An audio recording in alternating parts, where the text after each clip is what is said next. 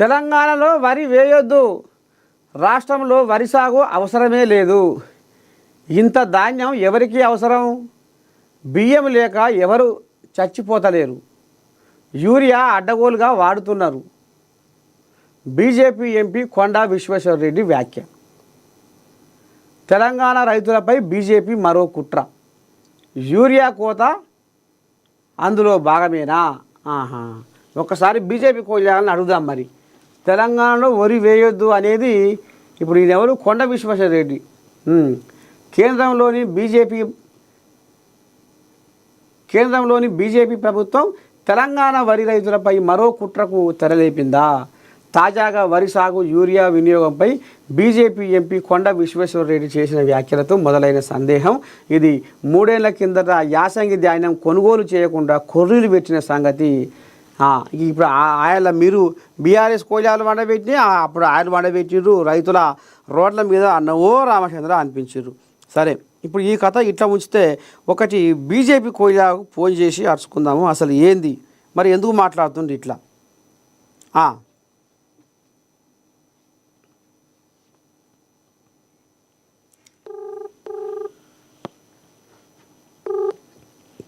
Hello, శనార్థే శ్రీనానా? శనార్థి చెప్పండి. ఇప్పుడు ఏం లేదే, తెలంగాణలో వరి వేయొద్దు. నమస్తే తెలంగాణలో రాసుకొచ్చిర్రు, తెలంగాణలో వరి వేయొద్దు. మీరు మార్నింగ్ న్యూస్లో లైవ్లో ఉన్నారు, తాడూరు సీనానా? Okay okay okay. అయితే కొండ విశ్వేశ్వరరెడ్డి ఏదో అన్నాడట. ఇక మరి అదంతా జర ఏమో మరి చిన్నపుచ్చుకునే వ్యవహారం ఏముందా అనుకొస్తుర్రు. ఇంత ధాన్యం మాకు అవసరం లేదు, బియ్యం లేక ఎవరు చచ్చిపోతలేరు, యూరియా అడ్డగోలుగా వాడుతుర్రు అని గిడిగిడి సంగతి గిట్లా అని మరి తెలంగాణ రైతుల మీద బీజేపీ మరో కుట్రగా ఉన్నది కథ. చూస్తుంటే కొండ విశ్వేశ్వరరెడ్డి మాట్లాడిన మాటల తీరును చూస్తే అని అనుకొస్తుర్రే. మరి ఏంది కథ? ఎవరంటారు తాత? అన్నోళ్ళ సంగతి చెప్పు ఫస్ట్, అలా చెప్తా. కొండ విశ్వేశ్వరరెడ్డి అంటాడగా.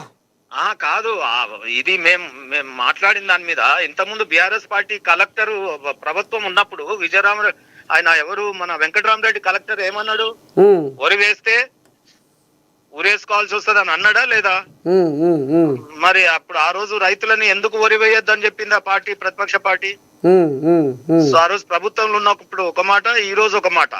ఇవన్నీ కూడా ఎన్నికల కోసం, ఓట్ల కోసం మాట్లాడే వారు అన్నది ఏంటంటే, ఈ రోజు ఎరువులు సకాలంలో పంపించినాం రాష్ట్రానికి.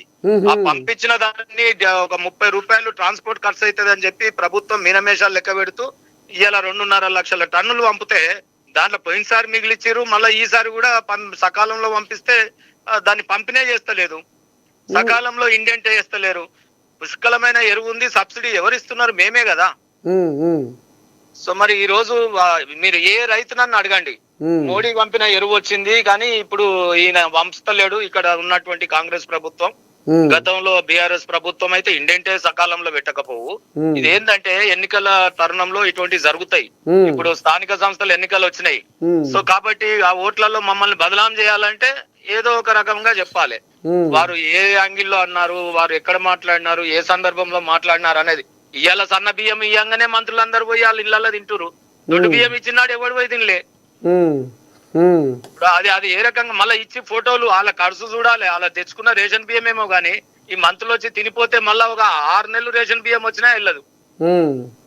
సో ఆ రకంగా సన్న బియ్యం ఇచ్చి నుమాయిస్ చేయడము, లేకపోతే మేము ఎరువులు మేమిస్తే మేమే ఇచ్చినామని వాళ్ళు చెప్పుకొని ఇవ్వడము, ఆ ఇచ్చిన దాన్ని కూడా చక్కగా ఇవ్వకపోవడం. ఈ కాంగ్రెస్ ప్రభుత్వము, బీఆర్ఎస్ ప్రభుత్వము, బీజేపీ అంటే గజగజ వణుకుతున్నాయి. రేపు ఒకసారి తెలంగాణలో పునాది పడితే మళ్ళా 20-30 ఏళ్ళు తరాలు మారేదాకా పార్టీ ప్రభుత్వమే ఉంటదని ఒక భయాందోళనలో 2 పార్టీలు ఒకటై చేస్తున్న ఇటువంటి కార్యక్రమాలు. అన్నా మరి ఇప్పుడు ఒక ముచ్చట ఏంటంటే, ఇక మరి నిన్న తెలంగాణ మళ్ళీ ముఖ్యమంత్రి రేవంత్ రెడ్డి క్యాబినెట్ మీటింగ్ పెట్టుకొని మరి బీసీలకు 42% రిజర్వేషన్లు మనం ఆర్డినెన్స్తో పోతున్నాం అనేది మరి తీసుకొచ్చిర్రు తెర మీదకి. అవును, మరి మీ బీజేపీ వాళ్ళు కూడా మరి సంతోషంగా ఉన్నట్టేనా? బీసీ బిడ్డలకు న్యాయం జరుగుతున్నట్టుగా. ఓబీసీలకు న్యాయము, కాంగ్రెస్ పార్టీ వాళ్ళకి ఆర్డినెన్స్లు కావాలి, చట్టాలు కావాలి.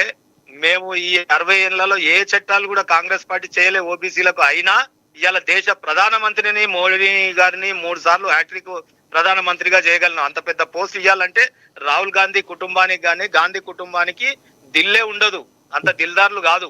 రేపు ప్రధానమంత్రి పదవి లటుకుని వస్తుందంటే వేసుకుపోయేటోళ్ళు గాంధీ కుటుంబం. ఇవాళ నెహ్రూ గాని, ఇందిరాగాంధీ గాని, రాజీవ్ గాంధీ గారు గాని, ఇవాళ సోనియా గాంధీ యూపీఏ చైర్పర్సన్ గా, ఎందుకంటే ఆమెకు లీగల్ గా ప్రధానమంత్రి అయ్యే అవకాశం లేదు కాబట్టి వదిలేసింది. ఇవాళ ప్రతిపక్ష నాయకుడు రాహుల్ గాంధీ, కనీసం ఆ పదవి ఒక ఓబీసీకి ఇవ్వమను. ఇవాళ ఆ రకంగా వీళ్ళు ఇయ్యరు గాని ఇచ్చేటోళ్ళని మాట్లాడతారు. ఇవాళ ఎన్నికలు 2 ఏళ్ళు అయింది ఇక్కడ కాంగ్రెస్ ప్రభుత్వం వచ్చి. ఇవాళ ఎందుకు గుర్తొచ్చింది? హైకోర్టు మొట్టికాయలు వేసింది, లోకల్ బాడీలో ఎన్నికలు పెట్టాలి. ఈ ఎన్నికలలో ఎన్నికల తాయిలంగా ఇది ఇస్తున్నారే తప్ప నిజంగా ఓబీసీల పట్ల ప్రేమతో కాదు కదా. వాళ్ళు మేము ఇప్పుడు ఆర్డినెన్స్ అని పోయినాక కూడా వాళ్ళు కూడా అంటారు కదా, మరి ఏ పార్టీ వాళ్ళు కూడా మళ్ళీ కోర్టు మెట్లు ఎక్కొద్దు, ఇక మరి మనకు టైం లేదు కాబట్టి హైకోర్టు సెప్టెంబర్ 30 లోపు చేయమంటుంది కాబట్టి ఇక మరి దీని కథగా మీయాలే. ఏ పార్టీ ఎక్కదు. ఓబీసీలో బిల్లు వచ్చినప్పుడు మా అసెంబ్లీలో మేము మద్దతు ఇచ్చినాం. సెన్సస్ చేసి దేశవ్యాప్తంగా కూడా మద్దతు ఓబీసీల పట్ల అనేక కార్యక్రమాలు తీసుకోబోతున్నాం. అదే రకంగా వీళ్ళకు దమ్ముంటే మమ్మల్ని తిట్టే ముందు, ఇప్పుడు మేము దేశ ప్రధానమంత్రి పదవి ఇచ్చినాం, నీ ముఖ్యమంత్రి పదవి ఒక రాష్ట్రంలో లేదు, నీ క్యాబినెట్ లో మేము ఆడ 27 మందిని పెట్టినాం, 38% నువ్వు ఈడ ఇయ్యి, ఇలా 42% నీ క్యాబినెట్ లో మంత్రులు నీ ఫస్ట్, అది నువ్వు చేయగలిగిన పనే. దానికి చట్టం ఏ చట్టం అవసరం లేదు కదా. నీ చేతులు ఉన్నాయేమో చెయ్యవు. చింతన్ బైఠక్ లో ఉదయపూర్ డిక్లరేషన్, ప్రతి ఎంపీ కాన్స్టిట్యూన్సీ లో 2 ఎమ్మెల్యేలు ఇస్తా అన్నావు, అది నీ పార్టీ చేతులు ఉన్న పని ఏమో చేయలేదు. దానికి ఏ చట్టాలు అడ్డం పడవు. కానీ ఇప్పుడు లోకల్ బాడీ రిజర్వేషన్స్ ఏమో ఇన్ని కథలు పడుతున్నావు, చిక్కుముడి చేస్తా ఉన్నది. ఇలా ఆర్డినెన్స్ అంటే మొన్న ఒక జీవో తెచ్చి ఎన్నికలకు పోతే సరిపోయేది. ఇవాళ 2 ఏళ్ళు ఆగి ఇప్పుడు ఎన్నికల ముందు నువ్వు ఆర్డినెన్స్ తీసుకొస్తున్నావు. సో అసెంబ్లీలో చట్టం చేసినాక నీకు ఆర్డినెన్స్ అవసరమే లేదు. రాజ్యాంగంలో రాష్ట్రాలు ఏ రాష్ట్రానికి ఆ రాష్ట్రం రిజర్వేషన్ అంటే ఇప్పుడు టైం లేదు కాబట్టి ఇట్లా పోయి మళ్ళా చట్టపరంగా 6 నెలల నుంచి ఎందుకు లేదు? ఇప్పుడు ఎన్నికల టైం ఇప్పుడు లేదంటున్నావు. టైం ఈ 2 ఏళ్ల టైం కాదా అనేది పరిపాలనలో? కామారెడ్డిలో చేసిన డిక్లరేషన్ రాగానే మొదటి బిల్లులు ఇవే చేయనుంటివి, రాగానే లోకల్ బాడీ ఎన్నికలకు పోనుంటివి 42% పెట్టి. అప్పుడు ఎవరైనా ఆపితే మేము చూసుకుందాం వాళ్ళ సంగతి. ఓబీసీలుగా నేను ఒక ఓబీసీ నాయకుడిగా మాట్లాడుతున్నా. ఇప్పుడు ఒక కొత్తగా వినిపిస్తా ఉంది.